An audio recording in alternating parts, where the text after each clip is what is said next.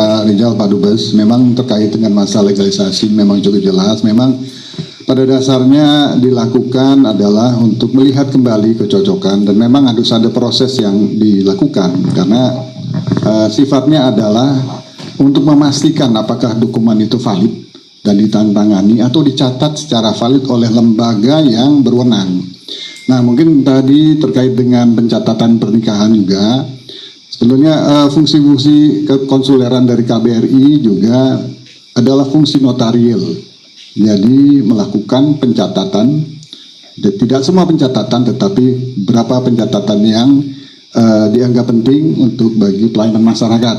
Mungkin salah satunya juga pencatatan perkawinan, yang itu memang ada dan bisa juga dilakukan. Baik, selanjutnya ini banyak, mohon maaf Pak Mulkan, untuk imigrasi Pak, ini berulang-ulang pertanyaan mengenai paspor Pak. Jadi paspor ini pertama pertanyaannya adalah bagaimana kalau tidak punya permit, apakah bisa melakukan pembuatan paspor di sini. Nah, kedua juga terkait istilahnya kosongan gitu Pak ya, apakah bisa dipulangkan ke Indonesia apabila dia tidak punya permit dan kosongan. Jadi apakah yang harus dilakukan, apakah harus membayar compound, apakah atau denda seperti itu, bagaimana prosedurnya Pak? Silakan Pak.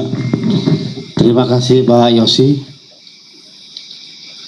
Untuk penggantian paspor, kita mengikuti aturan sesuai perundang-undangan yang ada dalam peraturan pemerintah tahun 2011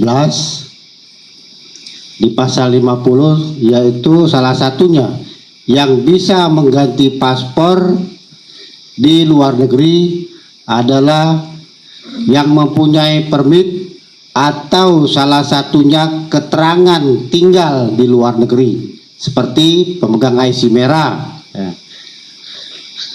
Bisa ikut istri atau suami ya. Intinya yang bisa melakukan penggantian paspor di luar negeri harus mempunyai izin tinggal ya. Dan apabila tidak mempunyai izin tinggal, istilahnya kosongan, itu kami bisa melayani mengganti dengan SPLP ya. SPLP di sini bisa kita layani di depo pertahanan, tahanan imigrasi, ataupun di kedutaan, itu untuk pulang, bukan untuk tinggal di Malaysia ataupun di luar negeri. Jadi kami bisa menggantikan paspor harus mempunyai permit. Sekira itu Pak. Nah, mengenai yang kosong tadi ya, kosong mau pulang gimana ya, ini memang ada aturannya ya. Jadi kalau yang kosong itu kalau kosongnya lebih dari 1 tahun ya, itu kena komponnya 3.000 ringgit plus 100 ringgit itu untuk spesial pas, jadi 3.100 ringgit kalau kosongnya itu lebih dari 1 tahun ya. Ini memang mahal ya, kita sadari betul banyak teman-teman kita yang menganggap biaya ini tinggi, apalagi situasi seperti sekarang ini ya, COVID. Nah, saya sudah minta ketemu dengan pejabat di Malaysia ya, untuk membuat semacam rayuan lah ya, rayuan bagaimana ini biaya kompon ini dibuat serendah mungkin lah ya. Tapi saya belum bisa berjanji, saya baru mengajukan pertemuan. Mudah-mudahan kalau di doa dari teman-teman sekalian ya yang memerlukan pulang ke Indonesia ya, mudah-mudahan nanti bisa ditekan serendah mungkin. Tentu itu tergantung dari pemerintah Malaysia. Saya pribadi sifatnya akan membuat rayuan lah ya, rayuan permohonan bahwa ini suasana COVID ya, susah orang cari uang, tolonglah itu diturunkan. Ya, mudah-mudahan nanti bisa dikabulkan. Mudah-mudahan, mohon doa teman-teman semua ya, supaya upaya kita untuk menekan biaya kompon ini bisa diturunkan. Ya, tapi saya tidak berjanji karena ini tergantung nanti pemerintah Malaysia. Saya kira demikian ya. Terima kasih. Terima kasih Pak Dubes, terima kasih Pak Mukan. Kembali lagi masih banyak memang pertanyaan berulang di sini mengenai sebetulnya bagaimana cara kepulangan warga negara kita ke Indonesia dalam hal ini dalam situasi COVID. Apakah ketersediaan pertama dari mulai dokumen yang harus dipenuhi tadi sebetulnya sudah disampaikan ya. Jadi memang kemungkinan untuk kepulangan secara mandiri itu juga bisa dilakukan, baik itu juga bisa dilakukan apabila memang ilegal. Tapi tentunya tadi sudah dijelaskan bahwa kepulangan secara yang kosongan seperti itu memang harus memenuhi beberapa kriteria ketentuan yang berlaku. Dari mulai membayar compound, keluar special pass dan mempunyai dokumen SPLP dalam hal untuk kepulangannya. Nah, selain itu ada hal lain yang ingin tanyakan mengenai SIM. Ini juga ada beberapa yang di Facebook yang kita jumpai. Apakah rezim untuk penggantian atau berlakunya SIM Indonesia di Malaysia itu masih berlaku? Karena ada juga informasi yang kita terima bahwa pemerintah Malaysia itu menunda untuk sementara untuk memberlakukan SIM Indonesia.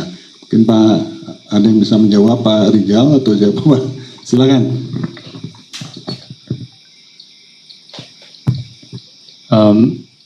Mungkin secara gamblangnya konversi SIM dari SIM Indonesia ke SIM Malaysia itu tidak bisa diberlakukan lagi sekarang. Itu hal utamanya. Jadi sekiranya ingin membuat SIM atau ingin memiliki SIM Malaysia, mau tidak mau menurut peraturan yang ada di Malaysia sekarang ini harus mengikuti permohonan pembuatan SIM seperti layaknya orang yang baru membuat SIM.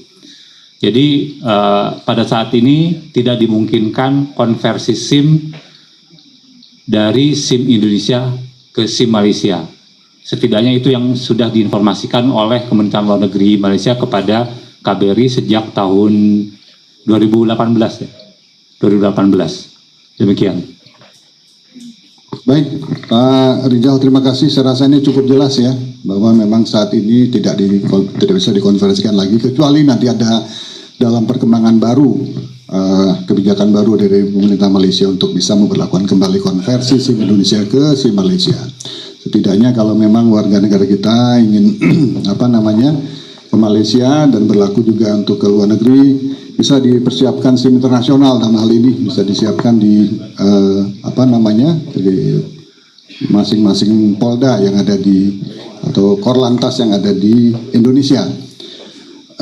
Ini waktu sudah menunjukkan lebih dari 1 jam, sebetulnya sudah melebihi, tetapi saya ingin menyampaikan kepada harapan-harapan mungkin dari masyarakat, Pak Dubes, agar kiranya KBRI dapat lebih meningkatkan pelayanannya terhadap masyarakat kita, dan pelayanan yang cepat, ramah, dan akurat dalam hal ini.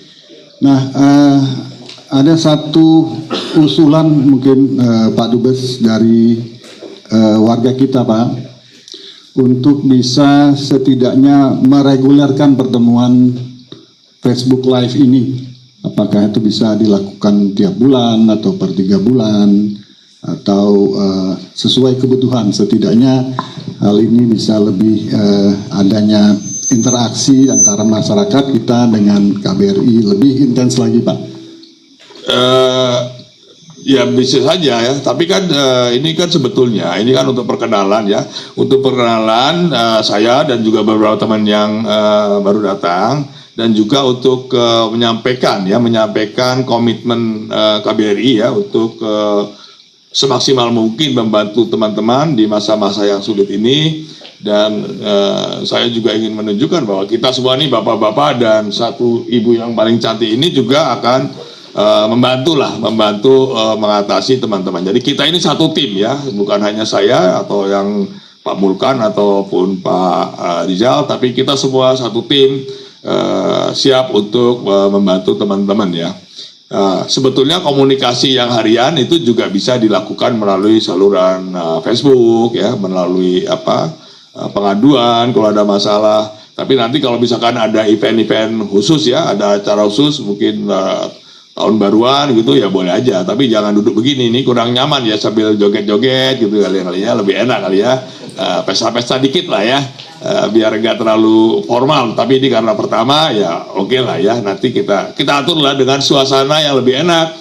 Dan juga ya ini rencana kita kalau ini COVID sudah berlalu, tentu kita juga ingin ketemu langsung lah tatap muka dengan teman-teman yang ada di daerah-daerah ya, yang di bedeng apa istilahnya, kongsi yang ada di kongsi, yang ada di kilang, yang ada di kebun, kita juga ingin ketemu langsung. Nah, ini kan sementara ada PSBB, kalau kita PKBB ya, pembatasan kita agak susah, ya udah mau ketemunya gini dulu. Tapi kalau ini sudah selesai, kita ingin juga ketemulah langsung ya di kongsi-kongsi ataupun di mana berada. Kalau yang punya warung, kita juga ingin juga diundang gitu ya, supaya bisa ketemu dengan pemilik warung gitu ya. Saya kira demikian ya, dengan senang hati nanti kita atur lagi. Baik, terima kasih Pak. Mungkin sebelum kita akhiri sedikit, ada pertanyaan sisa yang yang menurut hemat kami kira-kira bisa kita respon bersama nih. Ini cukup signifikan pertanyaannya, bagaimana upaya bantuan KBRI untuk warga negara Indonesia yang terkena penyakit yang kritis di Malaysia, apakah yang bisa dibantu dari pihak KBRI atau apa yang bisa diupayakan KBRI dalam hal ini. Silakan Pak Rizal. Terima kasih, mohon izin Pak Dubes. Yang tentu bisa kita bantu itu adalah mengajukan permohonan keringanan biaya rumah sakit bagi WNI tersebut, dan memang nanti semuanya akan tergantung kepada rumah sakit apakah bisa memberikan keringanan dan seberapa besar keringanan tersebut bisa diberikan. Dan terkait bantuan biaya, memang sebagai informasi saja, jumlah WNI kita yang sakit itu sangat banyak. Dan kita memang untuk kondisi-kondisi tertentu mau tidak mau harus ikut membantu membiayai. Dan yang saya sangat syukuri, masyarakat Indonesia itu sangat ringan tangan untuk membantu saudaranya yang lain. Dan bukan 1-2 kasus, banyak kasus di mana masyarakat menggalang dana untuk membantu biaya pengobatan dari saudara sesama masyarakat Indonesia.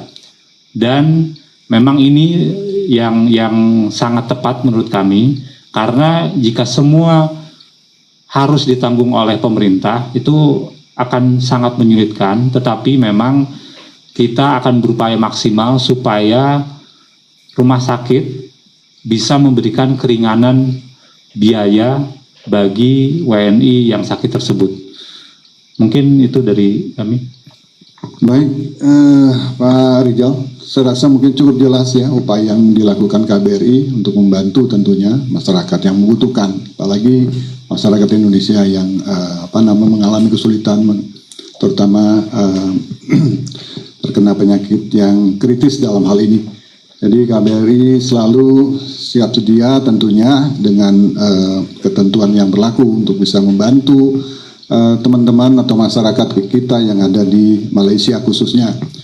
Nah, waktu sudah menunjukkan 1 jam setengah di sini. Nah, seperti yang disampaikan Pak Dubes tadi, bahwa ini baru awal. Jadi forum ini dilakukan sebagai pembuka saja. Jadi ini bukan suatu hal yang pertama dan terakhir, tetapi forum yang dilakukan atau tatap muka dilakukan yang pertama dan tidak terakhir dan berlanjut untuk seterusnya. Untuk itu kita harapkan sekali lagi interaksi seperti ini bisa dilakukan, dan kalau bapak-bapak ibu-ibu lihat semua saluran komunikasi itu jelas ada, terutama kita lihat segmennya ada di Facebook. Nah, di situ bisa dilihat setiap pertanyaan itu ada informasi mengenai saluran, apakah itu WA pengaduan konsuler, WA pengaduan imigrasi, atau Facebook, Instagram maupun Twitter, dan di sini bisa dimanfaatkan oleh bapak-bapak, ibu-ibu dan teman-teman sekalian untuk menyampaikan aspirasinya, kritiknya maupun saran bangunnya. Tapi kami ucapkan sekali lagi terima kasih atas apresiasi yang diberikan kita terima dalam Facebook Live ini, yang kita lihat juga cukup banyak, tidak hanya di sini tetapi tentunya di wall-nya Facebook maupun di inbox. Ini suatu setidaknya suatu kemajuan dan upaya dari Pak Dubes tentunya beserta jajarannya untuk semakin mendekatkan diri kepada masyarakat dan membuka diri serta ada feedback dari masyarakat kepada KBRI. Untuk itu Pak Dubes, apakah ada kata akhir untuk ini Pak? Tidak ada? Ya, terima kasih ya teman-teman semua ya. Saya kira sampai di sini kita sambung lagi. Mudah-mudahan kita tetap diberikan kesehatan. Jangan lupa jaga protokol kesehatan, laksanakan ya. Sampai di sini saja ya. Terima kasih poros dulur, poros derek.